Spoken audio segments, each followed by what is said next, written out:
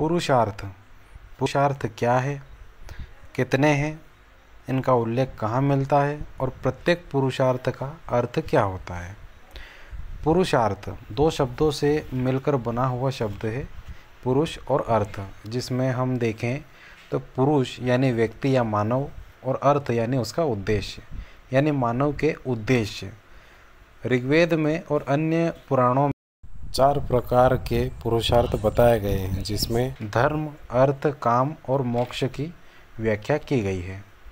इन 4 पुरुषार्थों में पूरे जीवन को किस प्रकार से व्यक्ति को जीना चाहिए, ये सारी बातों को बताया गया है। हम यदि देखें मनुष्य को तो मानव सामाजिक प्राणी है और सामाजिक प्राणी होने के नाते एक उन्नतशील समाज की रचना करना उसका कर्तव्य है।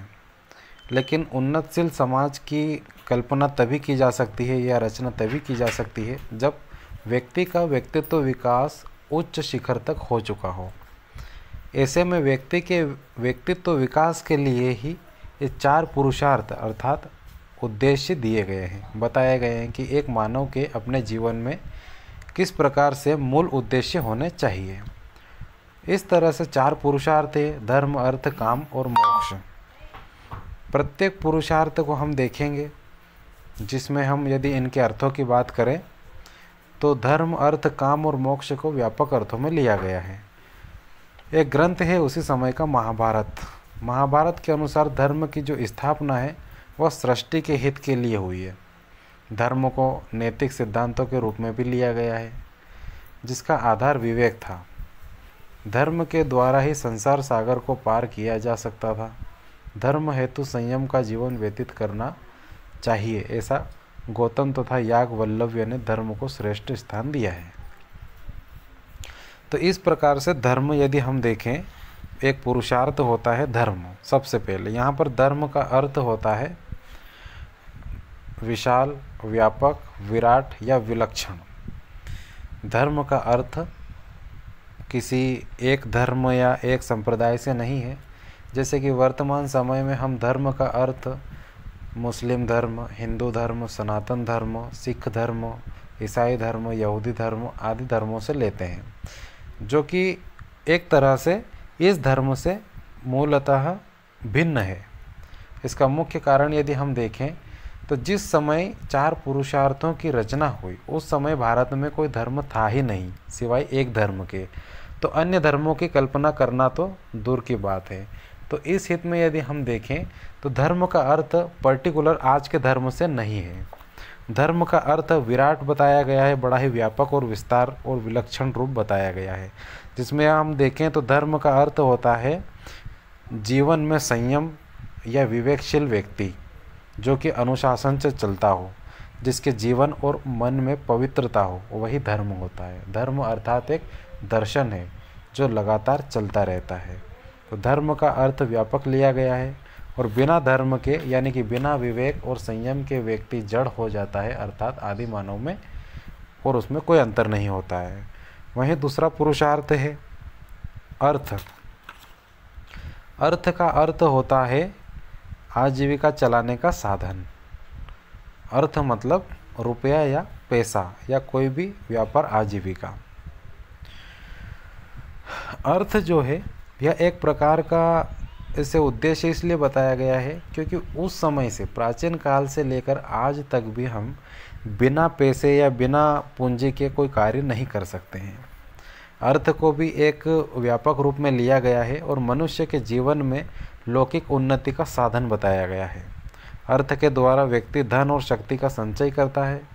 कौटिल्य ने भी इस विषय में बहुत ही व्यापक अर्थ बताया है और उन पर बल दिया है। उसकी दृष्टि में प्रारंभ के जो 3 पुरुषार्थ हैं, जैसे कि धर्म, अर्थ और काम, ये जो 3 पुरुषार्थ हैं इनका बड़ा ही महत्वपूर्ण स्थान है।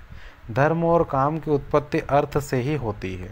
जी हाँ, धर्म और काम की जो उत्पत्ति है वह अर्थ से ही होती है। कौटिल्य की मान्यता है कि मानव का जो हित धर्म है यह अर्थ और काम जिसे त्रिवर्गों से ही हो सकती है।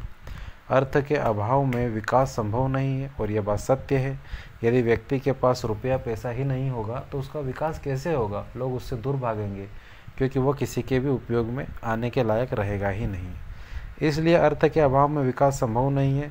अतः जीवन में अर्थ की महत्ता को नकारा नहीं जा सकता।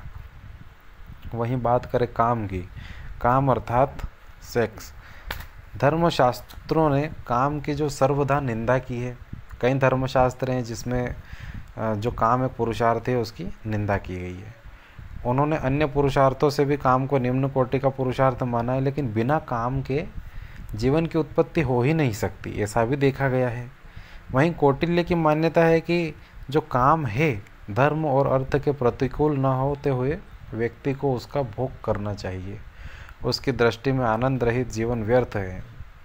आनंद रहित जीवन का अर्थ मतलब जिस जीवन में कोई भोग विलासिता ना हो, आनंद ना हो, वह जीवन व्यर्थ है।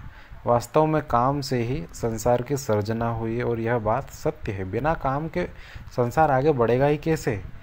तो काम से ही संसार की सर्जना हुई है। संसार में काम का त्याग संभव ही नहीं है। यदि हम काम का त्याग करेंगे तो वो पीढ़ी आखिरी होगी जो काम का त्याग करेगी। क्यों? क्योंकि उसके बाद बिना काम के संतान ही नहीं होगी। जब संतान नहीं होगी तो पीढ़ी आगे नहीं बढ़ेगी। इस तरह से समाज नष्ट हो जाएगा। अर्थात काम का निम्न कोटि में अर्थ मनुष्य की वासनाओं से है, जो उसे भ्रष्ट मार्ग पर ले जाती है। व्यापक अर्थों में काम का संबंध मनुष्य की भावनाओं से, जो उसे कार्य के लिए प्रेरित करती है। यहाँ यदि हम देखें, काम का जो मुख्य पवित्र अर्थ है वह है संयम और विवेकशील पूर्ण रूप से काम का संतान उत्पत्ति के लिए प्रयोग करना या उपयोग करना या उसका पालन करना। वहीं यदि हम बात करें मोक्ष की, तो धर्म अर्थ काम के बाद मोक्ष आता है, जो कि मनुष्य का परम ध्येय है, मनुष्य को मुक्ति प्रदान करता है। यह मनुष्य जीवन का अंतिम पुरुषार्थ है, जो क्रम में सर्वथा उचित है। मोक्ष का संबंध व्यक्ति के मात्र आत्महित के संकीर्ण दृष्टिकोण से नहीं, अपितु उसके आत्म विकास की अवस्था से है। यानी कि व्यक्ति का मोक्ष होना या मोक्ष के प्रति रुझान होना या मोक्ष को प्राप्त करना, ये नहीं है कि वह मर गया और स्वर्ग में चला गया तो उसे मोक्ष मिल गया, बिल्कुल भी नहीं। यहाँ मोक्ष का जो अर्थ है वह अलग बताया जाता है या अलग होता है, जिसकी यदि हम बात करें तो यहाँ बताया गया है कि विकास की जो अवस्था है वही मोक्ष है। जब व्यक्ति अपने विकास की चरम अवस्था पर पहुँच जाता है और संयमपूर्ण और विवेकशील जीवन व्यतीत करता है, अर्थात वह इस संसार की वासना और काम से मुक्त हो जाता है, तब वह मोक्ष की ओर आगे बढ़ता है और उसे मोक्ष प्राप्त होता है, जिसमें वह अपना एकीकरण समस्त सृष्टि से कर लेता है। यदि देखा जाए, यदि हम देखें तो मानवता के हित में धर्म अर्थ और काम के बाद मोक्ष का अपना महत्व है। वास्तव में मनुष्य जीवन में चारों पुरुषार्थों का अपना अलग ही महत्व है। मनुष्य जीवन का लक्ष्य जहाँ मोक्ष है, वहीं धर्म अर्थ काम ऐसी क्रमिक नौकाएं हैं जिनके द्वारा मनुष्य उस लक्ष्य को मोक्ष को प्राप्त कर सकता है। इस प्रकार धर्म अर्थ काम जैसे त्रिवर्ग मोक्ष प्राप्ति के साधन हैं। अर्थात अप्रत्यक्ष रूप से यदि हम देखें तो मोक्ष तीनों पुरुषार्थों से ऊपर है। क्यों? क्योंकि मोक्ष जो है वह अंतिम लक्ष्य है और उस अंतिम लक्ष्य को प्राप्त करने के यह तीन साधन हैं। इस प्रकार इन तीन जो त्रिवर्ग हैं, वास्तविक समन्वय से ही मानव व्यक्तित्व का विकास होता है और वह मोक्ष की ओर अग्रसर होता है। इसीलिए जीवन में इन चार पुरुषार्थों के महत्व को नकारा नहीं जा सकता। सबकी अपनी महत्ता है और अंतिम लक्ष्य मोक्ष को प्राप्त करना ही है। अर्थात कि जो चारों पुरुषार्थ हैं उनका मुख्य जो अर्थ है वह अंतिम पुरुषार्थ अर्थात मोक्ष को प्राप्त करना ही है। धन्यवाद।